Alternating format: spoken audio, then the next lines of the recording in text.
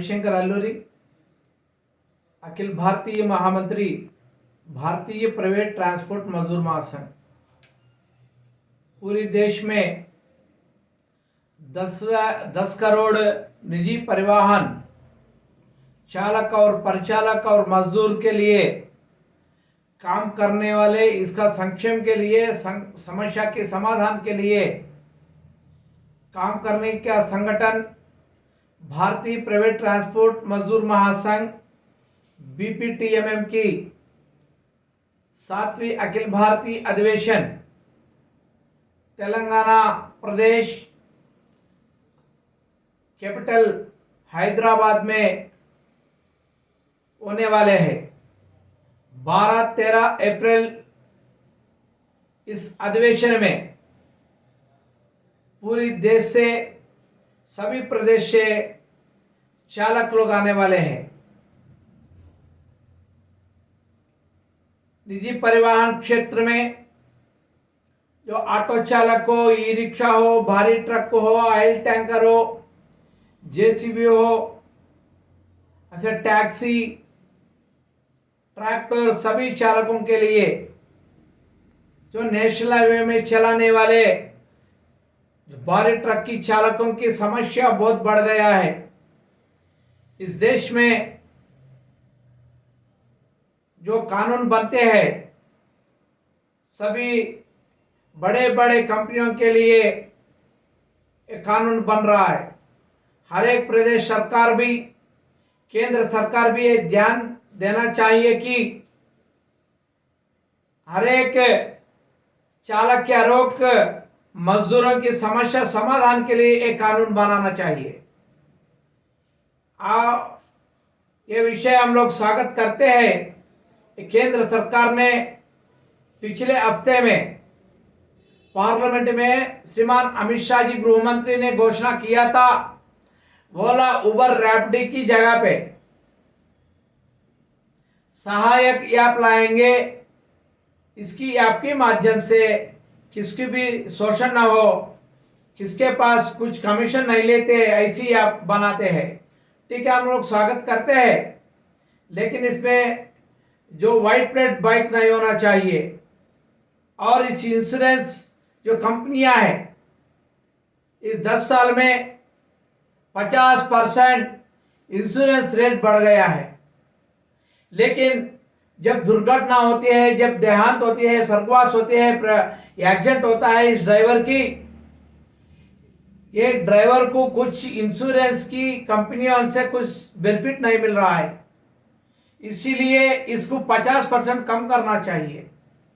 और जो national highways है, नेशनल हाईवेज में भी रीति नीति है एक, लेकिन NHAI जो है, NHAI ने कुछ इसको सिस्टम को फॉलो अप नहीं करते हैं। कानून तो बने हैं, लेकिन ये चालक कहाँ रेस्ट लेना है। इधर केरला से लेकर त्रिपुरा तक जाते हैं, गुजरात से लेकर अरुणाचल जाने वाले हैं, श्रीनगर से लेकर तमिलनाडु आने वाले हैं। ऐसा हफ्ते हफ्ते 10 दिन 15 दिन गाड़ी चलाने वाले ट्रक ड्राइवरों के लिए कुछ सुविधा नहीं है।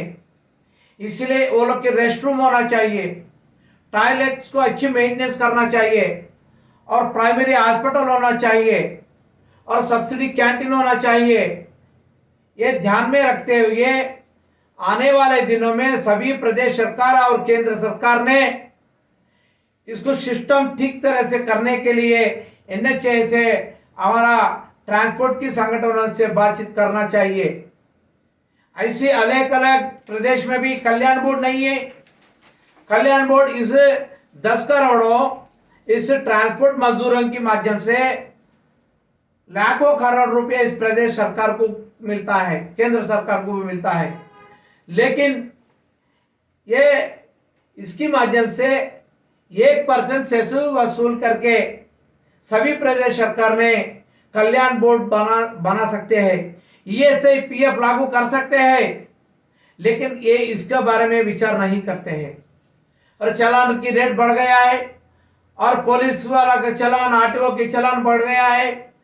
कभी भी पैसा लेने के समय पैसा इसके माध्यम से निजी परिवहन चालकों के लिए क्या वो लोग की सुविधा के लिए, वो लोग के संक्षेम के लिए हम लोग क्या कर सकते हैं, ये भी विचार करना चाहिए, सोच भी करना चाहिए सभी सरकार ने।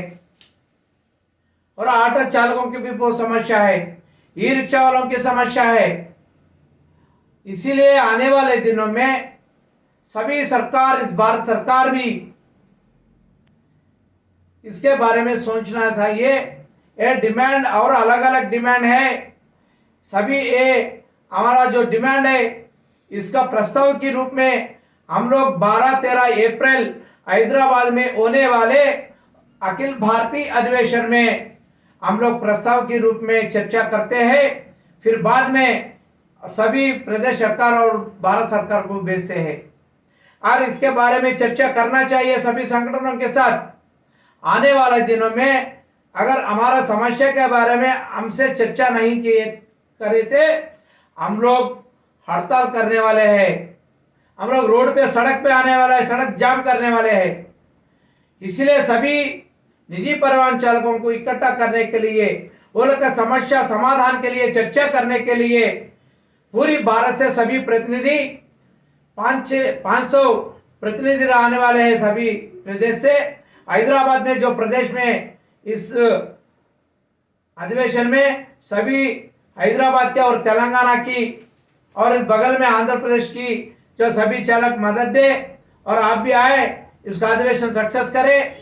और श्रीमान पुन्नम प्रभाकर जी तेलंगाना की जो परिवहन मंत्री है, और नितिन गडकरी जी आप परिवहन मंत्री है, आपको हम लोग बुलाया है, आप भी आएंगे इधर, आपके सामने ही हम लोग प्रस्ताव की रूप में सो हम लोग का समस्या आपको बताएंगे, इसकी विचार करेंगे। ये अधिवेशन को सफल करने के लिए सभी चालकों के लिए मैं विनती कर रहा हूं, आने के लिए आमंत्रित कर रहा हूं। धन्यवाद। भारत माता की जय।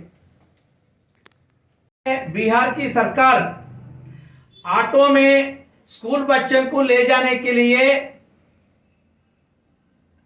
जो इसको विरोध कर रहा है, इसके लिए जीवो भी लाए हैं। सभी ऑटो में जो गरीब लोग रहते हैं, मिडिल क्लास फैमिली रहते हैं, सभी इनके बच्चे ऑटो में जाते हैं। नीतीश कुमार ये सोचना है, सभी बच्चे ऑटो में ही जाते हैं। अगर ऑटो में नहीं लेके जाना बच्चों को बोले तो ऑटो ड्राइवर्स कैसा जिएगा और पब्लिक क्या होंगे, पब्लिक की बच्चा। आपका जैसा एसी कार नहीं है किसके पास। इसलिए भारतीय प्राइवेट ट्रांसपोर्ट मजदूर महासंघ ने लड़ाई कर रहा है बिहार राष्ट्र में, बिहार प्रदेश में। यह स्थिति किसी प्रदेश में भी नहीं होना चाहिए। इसलिए सभी ऑटो ड्राइवरों के साथ, सभी बिहार के ऑटो ड्राइवरों के मदद देने के लिए इस अधिवेशन में हम लोग एक प्रस्ताव करेंगे।